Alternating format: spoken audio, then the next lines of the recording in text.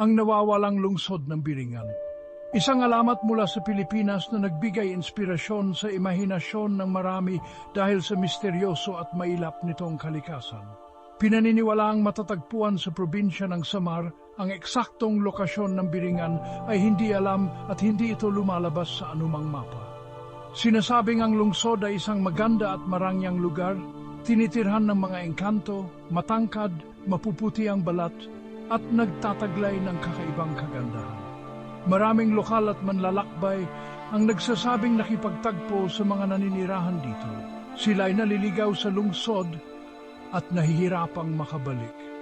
Ayon sa alamat, ang Biringan ay nakatago mula sa karaniwang paningin, may kita lamang ng mga pinili ng mga naninirahan dito. Maari itong magpakita at mawala ayon sa kagustuhan nito. May mga kwento ng kalakalan na kung saan ang mga produkto ay may pambihirang kalidad, ngunit naglalaho pagbalik sa tunay na mundo.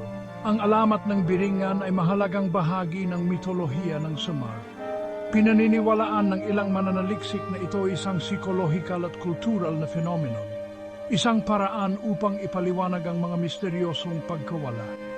Isang teorya ay nagsasabing maaring ito ay nakabase sa isang nawawalang tribo o sinaunang sibilisasyon.